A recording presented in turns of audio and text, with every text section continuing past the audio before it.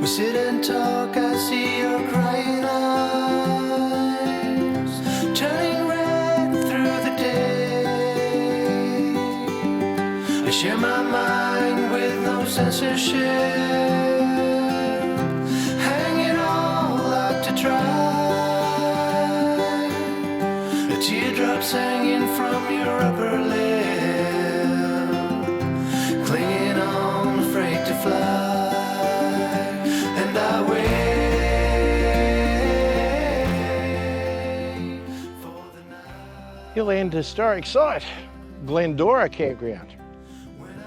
It's a national park. Cost you money.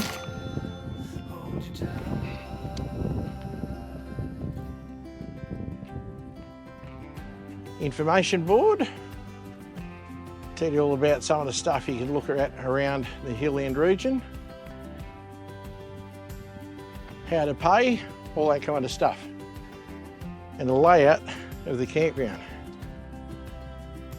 Don't know how well that's coming up. You'll find it on the National Parks website anyway.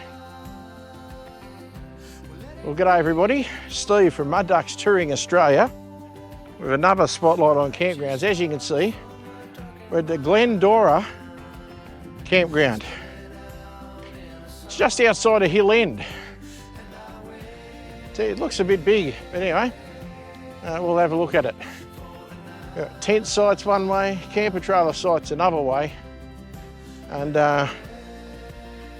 by now you will have seen my WikiCamps thing that tells you what can come in here. But I would suggest that you can come in here in anything. It's two-wheel drive road to get here. So I'd say you can get here in anything. Anyway, looking at me is not going to help you see the campground. So we better do what we're supposed to do. So starting off on the right, that gives you an idea. Fire pit in the middle of some bollarded areas. Now they're not traditional bollards.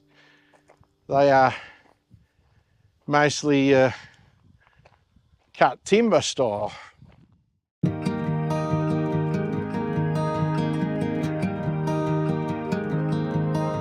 But they are numbered. That one's 37, 36 and so on. Some of them look like you could back a car on and camp behind them. Others look like you can go in there with them. So I would look on the website and have a good look at the map to book what you want. But my opinion, and it's only my opinion guys, so take it with a grain of salt, is you can get in here at anything. Two-wheel drive, four-wheel drive, camper trailer, caravan, motorbike, tent, swag. And the reason I say this is because they are powered sites here, some of them. I haven't found them yet, but they are here. So that's site 26, got a fire pit. These ones all around here look like they're unpowered, 25 down there. They're relatively flat. It's not what you call overly grassy. They're in a semi-arid part of New South Wales. Every single site looks like it has a fire pit. That looks pretty cool. So, as I said, all numbered, all the fire pits, a shelter there with a water tank. Now, when it comes to water tanks at these places, I would suggest they're good for washing up. I wouldn't drink it. But if you were keen, I guess you'd boil it up. But for me, I wouldn't drink it. Anyway, I've walked through literally 3 campsites just doing that bit. So yeah, this is when you first drive in. I went left in case I didn't get that on camera for you. And now I'm heading down the main access road, or one of the main access roads, to get down to the next level. It's like next level adventures, but different, guys. Check out Ryan's channel. Anyhow, more of the same. I walked around that end up there, the top of 24, 25 and so on.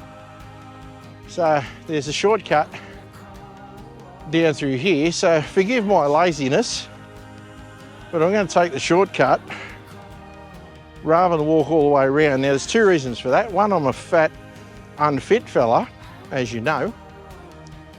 And the other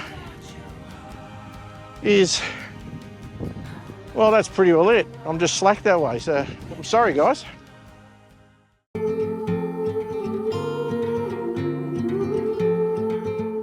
But here we are at 18, and you can certainly back something into there, no trouble. This one next to it, 17, is like a back up to the bollards and sit behind it. 22 is a little one. 21, I guess if you're keen, you could back in between that fire pit and there. 20, 19, so on. So that's a lot of your camping unpowered trailer sites, so on. And here is the powered section. So it's just looking at it, just back up to everything. And you can see your power. Now, there's 16 of those sites in that sweep. So, and that's, this gravelly stuff is what you're on. So that's pretty good. National parks with powered campsites. It's fairly impressive. So I'm just going to walk through here. There's people camped here, but they're not here. If you ever watch these guys, I didn't go anywhere near your gear. Just so you know. You'll know anyway, because you'll have watched the clip and realised that I just walked straight past. I digress again. I'm sorry. Little path here out of the powered sites, and that takes you to another information board and the amenities. There's also a barbecue facilities over there. Your amenities are coded, so I'm sure when you pay your fees, make your booking, you'll get the code. So that's how you do that. Up there, really not sure what's up there. Looks a bit like a storage shed for management stuff. So I'll walk down here to the barbecue area and I'll see.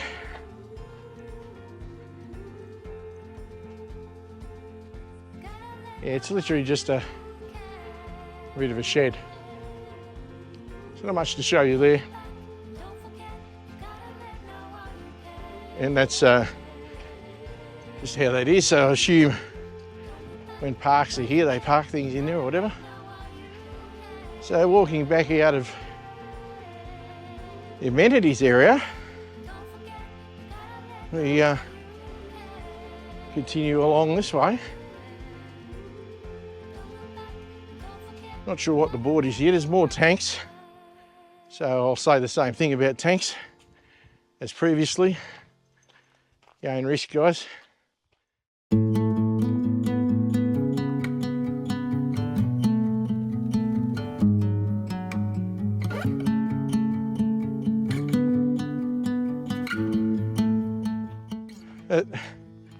There's a tap here with a hose.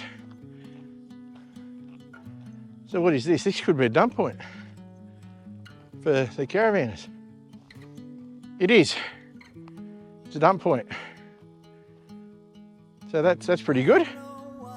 In fact, I'm assuming that's very good for the caravanners amongst us. I'll be one down the track, so I'd like to know these things. Now, this is all on the road around.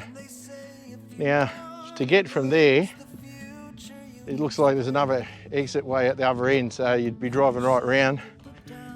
And these are more your access roads. God, there's some sites here. I'm seeing site number 60, site number 59. So there's heaps. And it's fairly empty, as you can see at the moment. But it's fairly empty because I'm here on a Sunday afternoon. So most people have done the bolt, I'd say, except for the ones that are staying longer, obviously. So that's pretty bloody good, actually. It's not a bad sort of a campground. Some of the sites are sloping, some of them are fairly flat. That's all fairly obvious. I think you can make it work.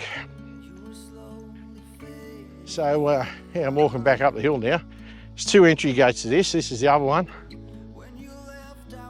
So if you're coming from the lookout end or you overshoot the first one, you can come in this way. Now I'm going to walk up through these campsites to head generally back to the truck. So like this one here, that's a bit interesting.